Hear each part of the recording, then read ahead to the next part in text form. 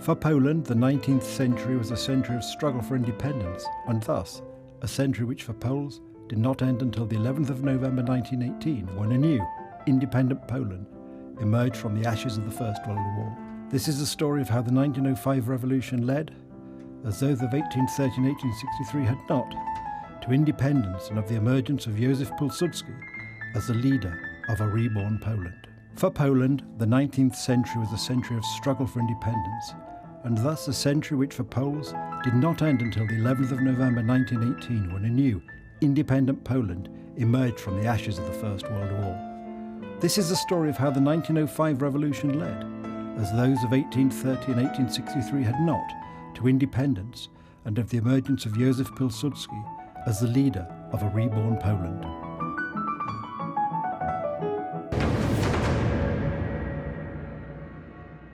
Welcome to Poland Daily History with me, Nicholas Richardson. And we're continuing our series of looking at all things rebellious and revolutionary. We started with the 1830 revolution in Poland, the uprising. We then went on to the 1863 uprising.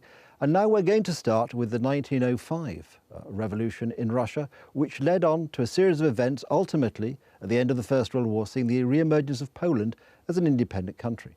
And I'm joined in the studio by our resident expert, Dominik Szczęsny-Kostanecki. Dominik, welcome.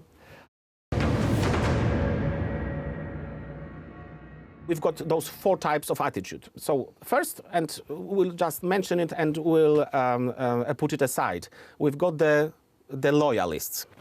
The loyalists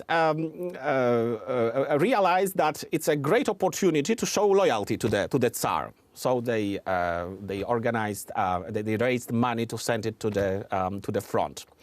But that was this loyalist movement or wing didn't have much support. Okay, done. Check. Then we've got, and now this is more powerful.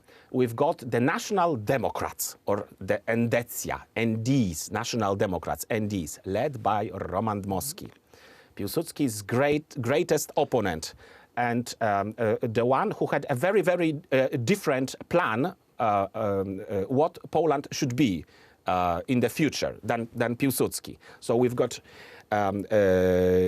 it starts at that time, but throughout the whole period and throughout the interwar period, and even after that, after the Second World War, we've got those two types of attitude and two plans and two visions of what Poland should be.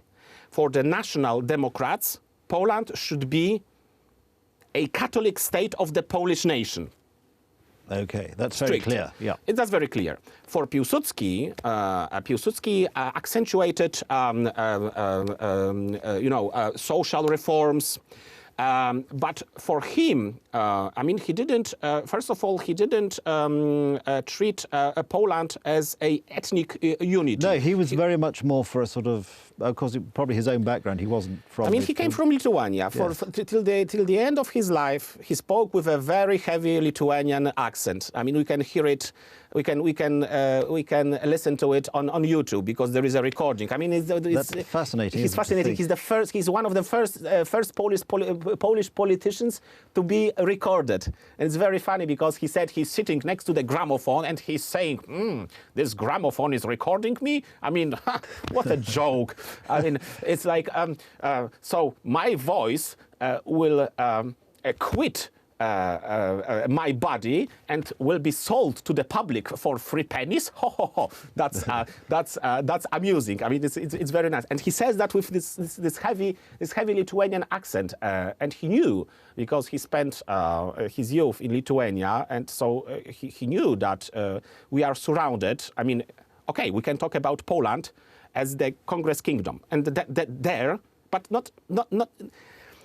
In the Congress Kingdom, the Poles were majority, but still there was a Jewish minority. But in the wider Poland, in the wider context, you've got all those Ukrainians, Belarusians, Lithuanians, Armenians in Lviv, and so, Lithuanians, and so on and so on. So Piłsudski knew that it's a mosaic, and we cannot regard. So for Piłsudski, Polishness was not that somebody spoke Polish with the Mazovian accent, but the state of mind. Yes. So everybody who wanted to, I mean, he would even proclaim Georgians Poles. I mean, he would proclaim, give them the right to call themselves Poles if they were willing to. Which is very enlightened, actually, quite forward thinking. Forward thinking, and he knew, and of course there were major differences between Piłsudski and Moski as to how, I mean, who is the greatest enemy of Poland? And Piłsudski said the Germans, because their civilization, is more developed and so on and so on. So that is the threat. Piłsudski said no, they are so different that Poles don't get Germanized very easily. The Russians are the problem because they occupy like 85% of the Polish soil. I mean, with all these eastern borderlands, that would be it. And that the Russian political culture is very dangerous because it's dangerous to our notion of freedom. So two completely different visions. And I wouldn't dare to say that, of course, I'm a fan of Piłsudski. Yes. He's closer to my heart. But I wouldn't say that Moski was an idiot. That what he said, that what he proposed was completely, that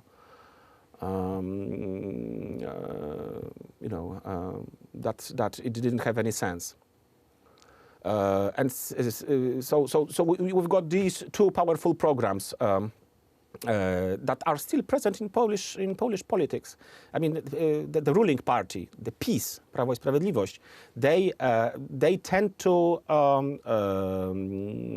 appeal to Piłsudski's legacy. That's interesting. You've got this small party to the right, Konfederacja, which won like 5 or 6%. That's right. For them, I mean, Piłsudski is a terrorist. And we'll come to that later, why a terrorist. For them, their hero is Moski. Yes. So in Poland, in the revolution of 1905, which really in Poland, the sort of the sort of event sort of continued to 1906, 1907, which was a fairly, as of course industrialized, was a fairly major centre of activity, as I recall in the 1905 Polish. You mean Łódź? Łódź, yes. Yeah, sometimes in English it's sometimes called Lodz. Well, no, it's only because people can't work out that the L is pronounced more like a W. I mean, it's a boat. I mean, it means a boat. Yes, because Łódź was sometimes it was called a Polish Manchester. Yes. I mean, the heart of Polish-Russian textile industry, and a great number of factories and a great number of workers. And yes, in June there was a regular, and sometimes we call it in historiography the so-called June uprising. That's so the one that broke out in Łódź. There were between 150 and 200 casualties, so not a lesser thing. Pacified very brutally by Cossack cavalrymen, and that's yet another picture. Because when we think about 1905, we think of Piłsudski, we think of Dmowski, we think of this school strike. So that yes, indeed. That broke out in February 1905. The youth and continued off and on for about 3 years, didn't it? I mean, extraordinary to think of it now, but that's a long time. I won't bring up the names because it would be too much. But those youth organizations that were created mostly by the National Democrats. That's interesting. This work over youth and kids. I mean, it gave fruits. So that these young people were so had such a great sense of nationality, so that they could put their career at stake, jeopardize their career, and refrain from attending school for, as you said, for almost a year. because they knew that they were fighting for something bigger than themselves. Yes, well, that's very important in revolutions or rebellions, I think, that people have to fight for an ideal. Yeah.